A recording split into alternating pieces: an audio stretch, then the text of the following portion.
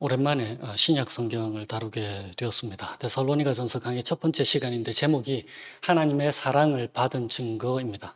오늘은 설교가 조금 길 거예요. 한 30분 정도 될 텐데 그 이유는 데살로니가전서 첫 번째 시간이어서 조금의 배경 설명을 해야 되는 이유가 한 가지고, 두 번째 이유는 광범위하게 퍼진 기독교 내의 오해 때문에 그렇습니다. 여러분들이 생각하실 때에 내가, 각 사람이 하나님의 사랑을 받은 증거 하면은 무엇이라고 말씀하시겠습니까? 우리는 인생이 힘들 때에 이런 질문을 하게 되어 있잖아요. 하나님이 나를 택하셨나? 하나님이 나를 사랑하시나? 이런 질문들을 하시잖아요. 그런 질문을 하는 이유는 하나님이 나를 사랑하신다면은, 그리고 하나님이 내 아버지시라면, 그리고 내가 정말 하나님이 택하신 자녀라면 내 삶이 좀 더 편안해야 되지 않을까? 좀 더 안전해야 되지 않을까? 이런 생각을 하게 되어 있잖아요. 그리고 하는 일마다, 오늘 시편 1편에도 뭐라고 되어 있었어요? 우리 교동문에도 평탄할 거다. 모든 일들이 잘 될 것이다 되어 있잖아요. 하는 일마다 평탄하게 잘 풀려야 하지 않나라는 질문을 하게 되잖아요. 그런데 우리의 삶은 그것과는 많이 다른 경우가 많잖아요. 오늘 본문은 이런 질문을 하는 우리에게 주시는 복음이 담겨 있습니다. 이 복음에 귀를 기울이시고 하나님 아버지와 주 예수 그리스도로부터 오는 위로와 소망으로 현재의 고난의 시간을 지나시기를 기원합니다. 사도행전을 우리가 하나님 알아가기 그룹에서 오랫동안 나눴었잖아요. 거기에 기록된 것을 보면 사도행전 17장에 바울은 데살로니가에 한 3주 정도밖에 머물지 않았습니다. 그 3주 동안 유대인들의 회당에 가서 하나님의 말씀, 하나님의 복음을 전했는데, 그래서 사도행전 17장에 보면은 데살로니가에서 몇몇 유대인들이 예수를 믿게 되었다라고 기록되어 있습니다. 그리고 유대인들은 몇몇 정도인데 이방인들은 뭐라고 기록되어 있냐면 많은 경건한 헬라인들, 헬라인들, 그리스인들, 그 다음에 이방인들을 말합니다. 많은 경건한 헬라인들, 적지 않은 귀부인들이 그리스도인이 되었다라고 사도행전에서 얘기하고 있어요. 그렇게 해서 데살로니가 교회가 세워진 것입니다. 그런데 예수를 믿지 않는 유대인들이 시기를 해서 거리의 불량배들을 끌어모아다가 그 데살로니가에서 소요를 일으킵니다. 그리고는 몇몇 그리스도인들을 붙잡아 가지고 시청 관원들에게 끌고 가서 이제 무리를 선동하는 거예요. 뭐라고 선동을 하냐면, 세상을 소란하게 한 그 사람들이 여기에도 나타났습니다. 그 사람들은 모두 예수라는 또 다른 왕이 있다라고 선포합니다. 그래서 로마 황제, 진짜 왕인 로마 황제의 명령을 거슬러서 행동합니다. 그렇게 무리를 선동을 하는 거예요. 그래서 이런 유대인들을, 그리고 많은 이방인들의 극심한 반대 때문에 바울과 그의 동역자들이 급히 다른 도시로 피신을 하게 됩니다. 그리고는 바울이 이제 걱정이 될 거 아니에요. 3주 동안 데살로니가에서 전도를 하다가 이제 교회가 세워져서 이제 다른 도시로 떠나게 되었는데, 데살로니가 성도들이 제대로 믿음 안에 있는지 궁금하고 걱정도 돼서 이제 디모데를 데살로니가 교회에 보냅니다. 그런데 디모데가 데살로니가 교회를 방문하고 갔다 와서는 바울에게 데살로니가 교회 성도들이 아주 잘 자라고 있습니다 라고 하는 좋은 소식을 바울에게 전하는 거예요. 그래서 쓴 게 바로 이 데살로니가 전서입니다. 그러니까 데살로니가 교회가 세워진 후 이 모든 시간이 불과 몇 달밖에 안 되는 거예요. 그러니까 몇 달밖에 안 되었으니까 막 세워진 교회잖아요. 그러니까 아직 허니문 기간인 거예요. 그래서 데살로니가 교회는 다른 바울의 서신들에서 발견되는 교회의 내부 문제가 없습니다. 가령 율법주의, 이런 얘기 언급이 전혀 없어요. 그리고 교회의 존립을 흔들 정도의 성도들 간의 다툼도 없습니다. 교회 내부적으로 갖고 있는 유일한 문제가 데살로니가 4장 5장에서 바울이 설명을 하고 있는데 어떤 유일한 문제냐면 예수님의 재림에 대한 오해, 그것밖에 없어요. 그런데 이 오해도, 예수님의 재림에 대한 오해도 데살로니가 교회에 거짓 가르침이 있어서가 아닙니다. 바울이 3주 정도만 그들에게 복음을 전했기 때문에 예수님의 재림과 죽은 사람의 부활에 대해서 바울이 제대로 가르칠 시간이 없었던 거예요. 그래서 그거를 잘 모르고 있었기 때문에 오해를 갖고 있어서 데살로니가전서 4장 5장에서 그런 문제들에 대해서 사도 바울이 다시금 제대로 된 가르침을 전하게 되는 거예요. 그러니까 교회를 힘들게 하는 문제가 내부적으로는 지금 전혀 없는 거예요. 오히려 문제라고 하는 것은 외부에서 있는 것입니다. 금방 말씀드린 대로 유대인들과 이방인들이 예수를 믿는 공동체, 곧 교회를 박해했습니다. 왜? 세상의 왕, 로마 황제 말고 예수 그리스도가 진짜 왕이다. 그렇게 말하니까. 그들의 세상은 모두 한 왕을 섬기고 있는 거예요. 바로 로마 황제. 그러니까 로마 황제를 그 당시에 숭배한다는 것은 정치적으로 그리고 종교적으로 중요한 의미가 있습니다. 정치적으로라고 하는 것은 로마 황제, 그러니까 한 왕을 섬김으로써 나라가 통합이 되는 거죠. 한 나라의 명령을 받으면 되니까. 그러니까 정치적으로는 그렇고 종교적으로는 로마 황제를 신격화해서 숭배하니까 종교적으로도 통합이 되는 것입니다. 그러니까 황제에게 경의를 표한다라고 하는 것은 어떤 뜻이에요? 그 황제만 섬긴다 이런 뜻이잖아요. 그러니까 황제에 대한 충성을 의미하는 거예요. 그래서 정치적으로나 종교적으로 통합하는 것, 그게 바로 로마 황제 숭배입니다. 그러니까 한 나라가 통합이 되면 어떠한 이점이 있습니까? 다툼이 없으니까 평안하겠죠. 그 다음에 하나가 되어 있으니까 안전하겠죠. 다시 말하면 그 나라가 다툼이 없이 하나의 왕을 섬긴다. 그게 로마 제국에 펼쳐 있는 사상입니다. 그러니까 데살로니가 그리스도인들이 로마 황제가 그들이 섬길 왕이 아니고 다른 분, 예수 그리스도가 그들의 왕이다 라고 선언하는 것이 어떤 의미가 있을까요? 로마 황제와 로마 제국에 대한 반역이죠. 그들의 평화와 안전을 깨는 행위잖아요. 그러니까 로마 제국이 하나됨을 어지럽히는 그룹이 하나 있는데 누구라고요? 바로 교회다 이 뜻입니다.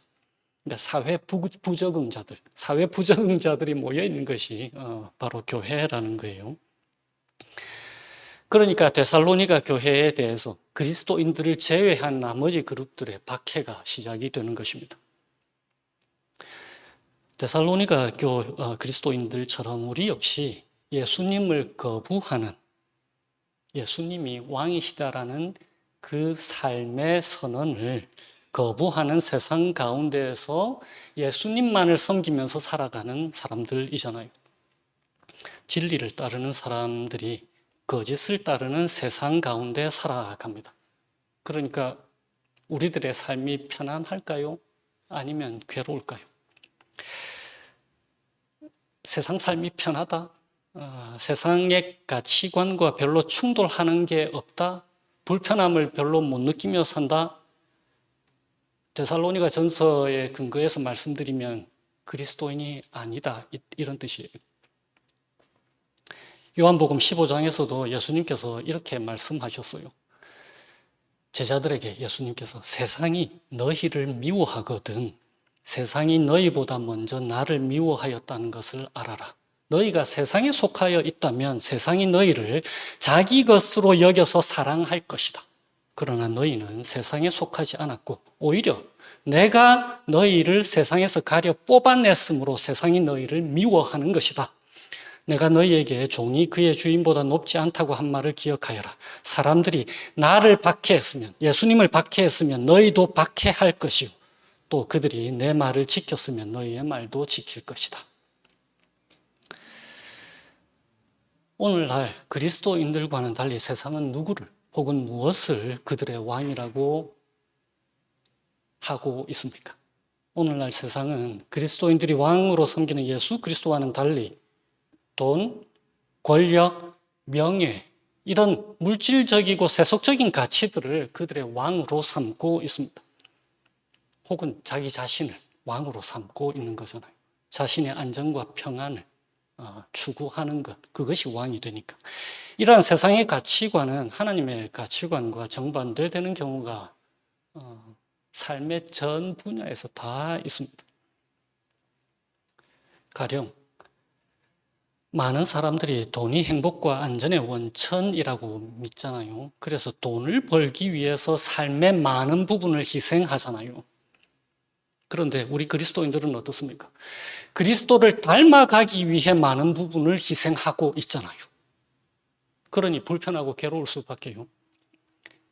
세상 사람들은 사회적 지위, 권력, 그리고 성공을 추구하는 것이 삶의 가장 중요한 목표로 생각하고 살아가잖아요. 그런데 우리 그리스도인들은 내 삶을 통해서 나의 성공이 드러나는 것이 아니라 예수 그리스도가 드러나는 것이 가장 중요한 목표라고 하면서 살아가잖아요. 그러니까 세상 가치관으로 보면은 때로 우리 각자의 삶이 얼마나 초라해 보일 수가 있습니까? 세상 사람들은 다른 사람에게 인정받고 칭찬받으려는 욕망에 사로잡혀서 자신을 과시하고 높아지려는 경향을 보이잖아요. 그런데 우리 그리스도인들은 다른 사람에게 인정받고 칭찬받는 것보다 무엇을 선택하면서 살아갑니까? 하나님께 신실하기를 선택하잖아요. 그러니까 때로 세상 가치관을 가진 사람들과 충돌하는 상황이 벌어질 수밖에 없는 것입니다. 그러니까 세상이 볼 때 우리 그리스도인들은 어떤 존재들입니까? 그들의 하나됨을 해치는 존재들이잖아요. 그들의 평화에 위협이 되는 존재들입니다. 그런데 이 모든 문제들의 그 이면에 단 한 가지 문제가 있는 거예요. 어떤 문제입니까? 세상이 그들의 안전과 평화를 위해서 세상 사람들이 공통적으로 섬기는 왕이 진짜 왕인가? 아니면 예수 그리스도가 진짜 왕인가? 바로 이 문제밖에 없는 거예요. 그래서 3절 말씀처럼 이런 박해가 있는 세상 속에서 데살로니가 교회 그리스도인들은 믿음으로 행하였고 사랑으로 수고했고 소망의 인내를 가졌다라고 3절에서 말씀하고 있는 것입니다. 바로 이것이 바울이 데살로니가 성도들 때문에 항상 하나님께 감사하는 거예요. 목회자의 마음이 아마 그럴 거예요. 교회 성도들이 하나님의 믿음 안에 있는 것, 예수 그리스도를 왕으로 섬기는 것을 볼 때에 갖게 되는 그 기쁜 말입니다. 사도 바울이 그것을 고백하고 있는 거예요. 데살로니가 성도들 때문에 항상 언제나 하나님께 감사하고 있다라고 말입니다. 그런데 이것이 바로 하나님의 사랑을 받은 증거, 하나님의 택하심을 받은 증거라고 말씀하고 있습니다. 그리고 하나님의 사랑을 받은 증거, 하나님의 택하심을 받은 증거를 좀 더 구체적으로 말씀하고 있는 것이 오늘 6절 이후에서 10절까지 나타납니다. 첫 번째 증거 1, 증거가 두 가지인데 잘 기억하셔야 돼요. 내가 하나님의 사랑을 받았는지 혹은 내가 구원받기로 택하심을 받은 사람인지 하나님의 자녀인지 그 증거가 여러분의 삶에 나타나는지 두 가지 증거가 있습니다. 첫 번째 증거는 데살로니가 성도들은 많은 환난 가운데서도 성령께서 주시는 기쁨으로 하나님의 말씀을 받았다. 그래서 모든 믿는 사람의 본이 되었다라고 되어 있습니다. 많은 환난, 예수님 때문에 환난을 당할 수밖에 없다니까요. 그리고 그런 환난 가운데서도 성령께서 주시는 기쁨으로 하나님의 말씀을, 세상의 말이 아니라 하나님의 말씀을 받았다라는 것입니다. 그러니까 더 환난을 받게 되겠죠. 세상의 가치관과 반대되는 얘기를 하게 되니까.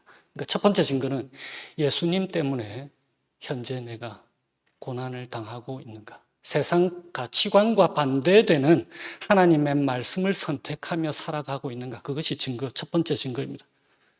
두 번째 증거가 7절부터 6절 하반절에서 10절까지 계속 나오는 것입니다. 증거 두 번째가 우상을 버리고 하나님께로 돌아왔다. 이게 9절에 나와 있습니다.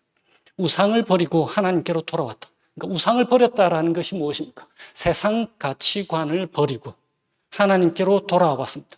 그것이 앞에서 얘기한 믿음의 행위입니다. 믿음의 행위. 그 다음에 로마 황제를 섬기는 이유가 무엇이라고 했습니까? 안전과 편안함이잖아요. 세상 가치관이 추구하는 것을 목표로 삼지 않고 9절에 뭐라고 되어 있다고요? 살아계시고 참되신 하나님을 섬겼다. 그것이 앞에서 나온 건 뭐라고요? 사랑의 수고입니다. 누군가를 섬기는 것, 사랑의 수고인데 로마 황제를 섬기는 것, 나의 안전과 편안을 위해서 로마 황제를 섬기는 것이 아니라 세상 가치관이 추구하는 것을 목표로 삼고 세상을 섬기는 것이 아니라 살아계시고 참되신 하나님을 섬기는 것, 사랑의 수고. 그 다음에 이런 박해 속에서도 예수, 곧 하나님의 아들이 다시 오실 것을 기다리는 것, 10절 말씀인 거예요. 그것이 뭐라고요? 소망의 인내. 믿음의 행위, 사랑의 수고, 소망의 인내. 그것이 바로 데살로니가 교인들이 하나님의 사랑을 받은 증거, 그리고 하나님의 택하심을 받은 증거다입니다. 그런데 바로 여기에 복음이 있습니다. 택하심을 받은 증거, 하나님의 사랑을 받은 증거가 이러이러한 것이다 라는 말씀 속에 어떤 복음이 담겨 있습니까? 데살로니가 성도들이 그들 자신의 능력으로 그렇게 했다라는 말입니까? 믿음의 행위, 사랑의 수고, 소망의 인내를 데살로니가 교인 스스로가 그렇게 할 수 있었다라는 것입니까? 그러면 그것이 증거가 될 수가 없겠죠. 만약에 그렇다면 우리도 내 힘으로 최선을 다해서 믿음의 행위, 사랑의 수고, 소망의 인내, 예수님 때문에 당하는 고난을 겪어내야겠다라고 하지 않겠습니까? 근데 이 말씀도 사실은 어느 정도는 맞아요. 그런데 복음이 빠져 있잖아요. 어떤 복음입니까? 택하심을 받은 사람들, 하나님의 사랑을 받은 사람들이라는 거예요. 택하심을 받았고 사랑을 받았기 때문에 증거가 당연히 따라오게 되어 있다라는 거예요. 증거라고 하는 것은 첫 행위에 대한 결과잖아요. 하나님이 택하셨다니까요. 하나님의 사랑을 입었다라니까요. 그것이 사실이라면 증거는 따라오게 되어 있잖아요. 다시 말하면 하나님께서, 사랑하시는 하나님께서, 택하신 하나님께서 이런 증거가 따라올 수 있도록 일하신다라는 약속인 거예요. 왜냐하면 그것이 택하심을 받은 표시고 하나님의 사랑을 받은 표시이니까.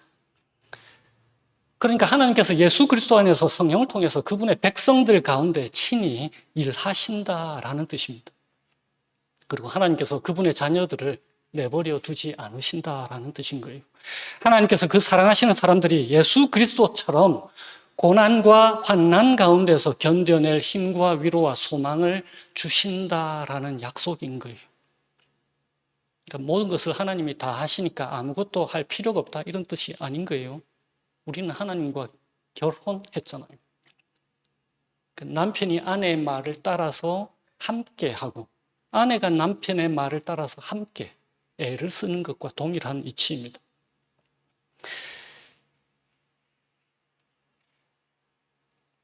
그러니까 이 모든 것은 예수님이 복음의 약속이시고 근원 되시는 그분이 나타내 보여주신, 그분이 이 땅에서 환난을 당할 수밖에 없었던 것과 그것을 견뎌내시고 최후에 승리하신 것, 그것을 우리에게 동일하게 주시는 거예요. 예수님처럼, 바울처럼, 그리고 우리의 믿음의 선배들처럼 말입니다. 그러니까 바울이 2절에 말하는 거예요. 우리가 여러분 모두를 두고 언제나 하나님께 감사를 드립니다. 그게 2절 말씀이잖아요. 우리 그리스도인들은 이 땅에서 쉬운 삶을 살기를 기대할 수가 없습니다. 사실 그리스도인들은 이 땅에서 세상 사람들보다 더 많은 어려움을 겪게 되어 있어요. 왜 그럴까요? 첫 번째, 세상 사람들이 겪는 모든 고난을 우리 함께 겪잖아요. 그리스도인이라고 질병의 고통 안 당하는 사람이 있어요. 코비드-19 왔을 때 거기에서 면제된 그리스도인들이 있습니까? 없잖아요. 세상 사람들이 겪는 모든 질병의 고통 그리스도인들 다 겪게 되어 있습니다. 경제적인 문제는요. 세상 사람들이 겪고 있는 경제 불황 그리스도인들 다 겪게 되어 있습니다. 실직의 위험 다 겪게 되어 있습니다.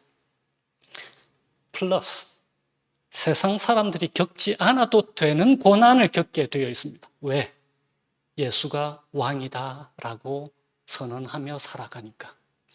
세상 사람들로부터 고난을 겪게 되어 있는 거예요. 그러니까 우리 그리스도인들의 삶은 때때로 괴롭습니다. 많이 괴로워요. 세상 사람들보다 더 많은 고난을 겪게 되어 있으니까. 그런데 약속의 말씀이 바로 이거잖아요. 빌립보서 1장 29절에 뭐라고 되어 있습니까? 하나님께서는 여러분에게 그리스도를 위한 특권을 주셨다. 두 가지. 빌립보서에서 사도 바울이 말하는 그리스도인이 갖고 있는 특권 두 가지가 있습니다. 첫 번째, 빌립보서 1장 29절입니다. 그리스도를 믿는 것. 그러니까 믿음을 우리에게 주셨잖아요. 그리스도를 믿는 것뿐만 아니라 또한 그리스도를 위하여 고난을 받는 특권도 주셨습니다. 빌립보서 1장 29절 말씀이에요. 그리스도를 위하여 고난을 받는 특권을 주셨다니까요. 그럼에도 우리의 삶이 절망적이거나 좌절한 상태에 결코 놓이지 않습니다. 왜냐하면 하나님이 지켜주시니까.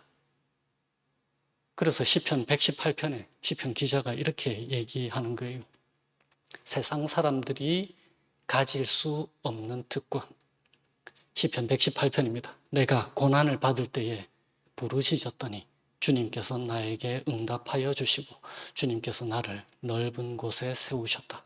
주님은 내 편이심으로 나는 두렵지 않다. 사람이 나에게 무슨 해를 끼칠 수 있으랴. 주님께서 내 편이 되어 주셔서 나를 도와주시니 나를 미워하는 사람이 망하는 것을 내가 볼 것이다. 주님께 몸을 피하는 것이 사람을 의지하는 것보다 낫다. 주님께 몸을 피하는 것이 높은 사람을 의지하는 것보다 낫다. 하나님을 경험할 수 있는 특권을 우리에게 주시는 거예요. 이것이 우리가 하나님의 사랑을 입은 사람 그리고 택하심을 입은 그리스도인임을 증명해 주는 것입니다. 그러니까 내 삶이 계속 안정되게 해달라는 기도를 우리가 할 수 있을까요? 그런 기도는 사실 그리 성경적이지 못합니다. 예수님 때문에 당하는 고난이 하나님의 사랑을 받은 증거라니까요. 그것이 하나님의 택하심을 입은 증거라니까요. 그러니까 내가 예수님 때문에 세상 삶이 힘들다? 그것이 무엇이라고요? 하나님이 너를 사랑하는 증거다. 하나님이 너를 택하신 증거다 라고 말씀하시는 거예요. 왜?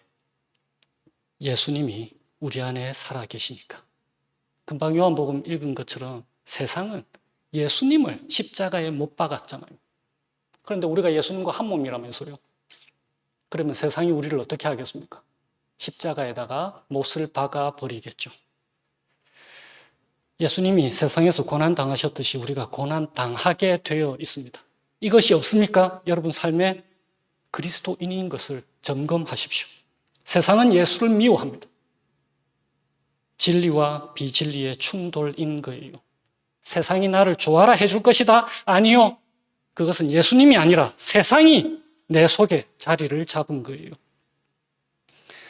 그러니까 예수님 때문에 당하는 고난이 없다? 스스로 물어봐야 합니다. 내가 믿음 안에 있는지. 고린도후서 13장 5절 말씀입니다. 여러분은 자기가 믿음 안에 있는지를 스스로 시험해보고 스스로 검증해 보십시오. 여러분은 예수 그리스도께서 여러분 안에 계시다는 것을 알지 못합니까? 모른다면 여러분은 실격자입니다. 데살로니가 성도들은 예수님과 마찬가지로 박해를 받았습니다. 바울과 마찬가지로 핍박을 받았습니다. 우리 역시 다른 그리스도인들과 마찬가지로 고난을 겪게 되어 있습니다. 그럼에도 우리의 삶에 믿음의 행위, 사랑의 수고, 소망의 인내가 드러나게 해 주신다. 그것이 하나님이 우리에게 약속하신 복음입니다. 그러니까 이런 증거들은 그리스도인들에게 공통적으로 나타나는 증거들입니다. 금방 2절에서 읽었듯이 데살로니가 교회 성도 모두에게. 그래서 하나님께 항상 감사한다라고 기록되어 있잖아요.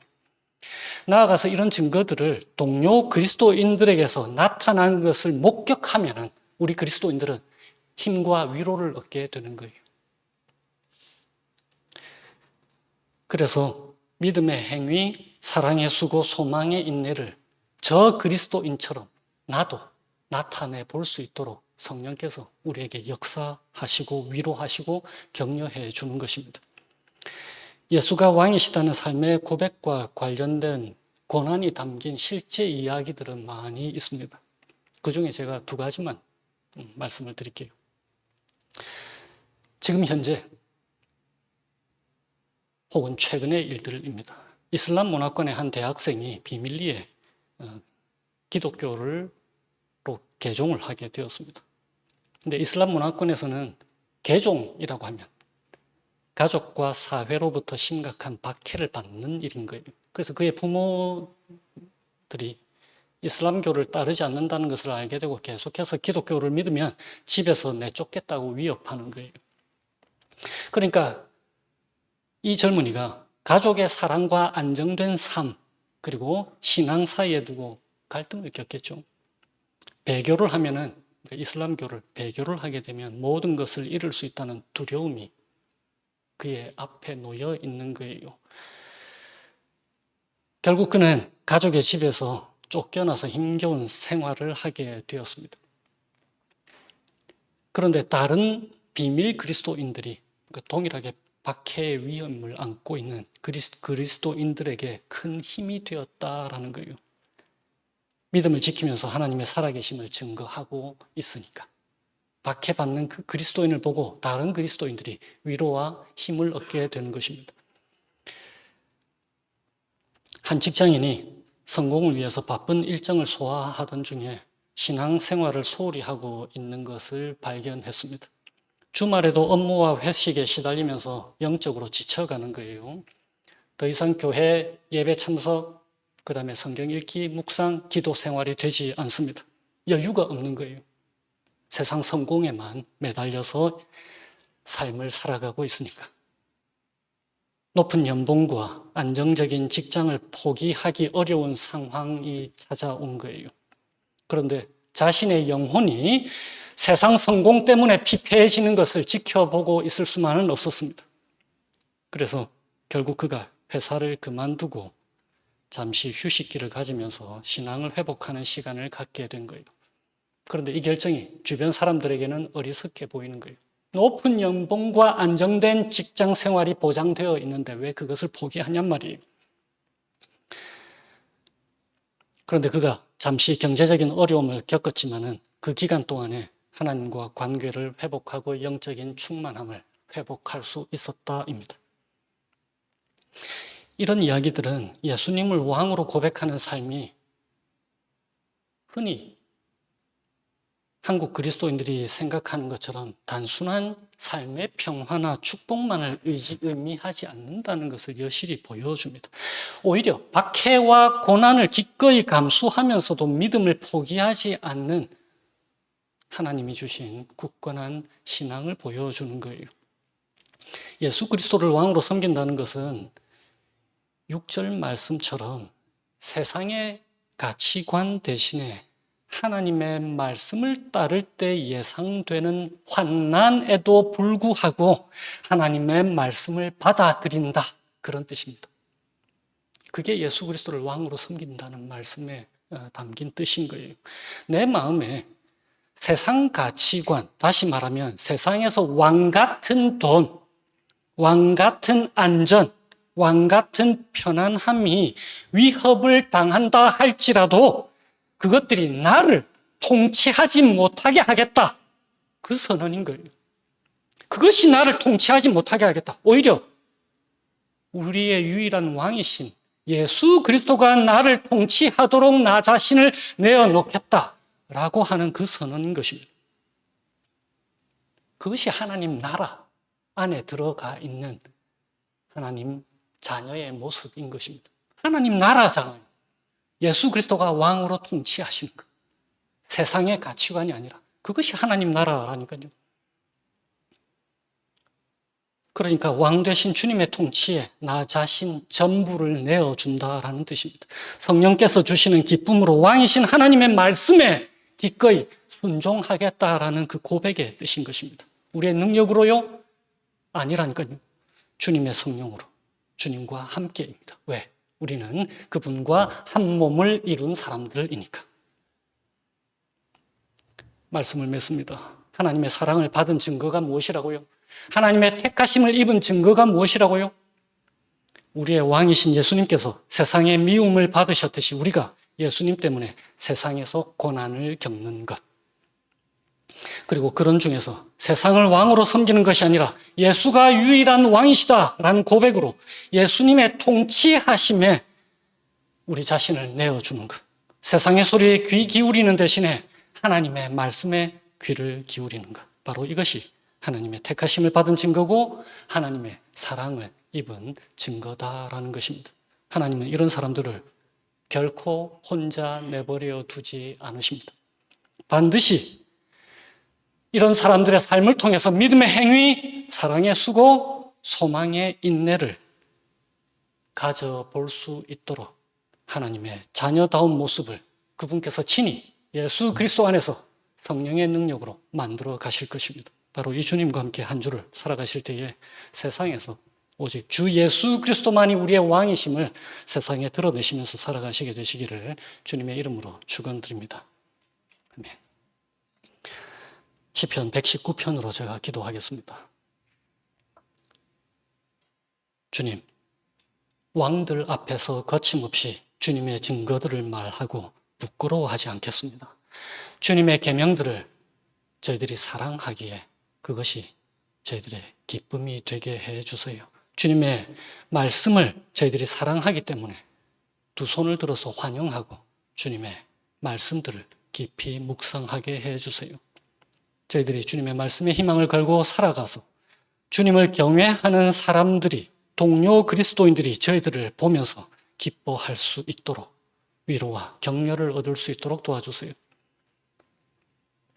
저희들의 모든 소망을 주님의 말씀에 걸어두게 해주세요. 주님의 법을 저희들의 기쁨으로 삼게 하셔서 고난이 저희들을 이기지 못하게 하시고 오히려 저희들이 주님의 말씀과 성령의 능력으로 고난을 견뎌내고 기쁨으로 이겨낼 수 있도록 도와주세요. 그래서 저희들의 삶을 통해서 이렇게 고백할 수 있도록 도와주세요. 주님, 주님의 말씀이 제 발의 등불이요 제 길의 빛입니다 라는 이 고백이 있게 해주세요. 그래서 이 땅에서 저희들의 생명이 언제나 위기에 처해 있을 수 있겠습니다만 저희들이 주님의 말씀을 잊지 않도록 주의 성령께서 저희들을 붙들어 주시기를 예수님의 이름으로 기도합니다. 아멘.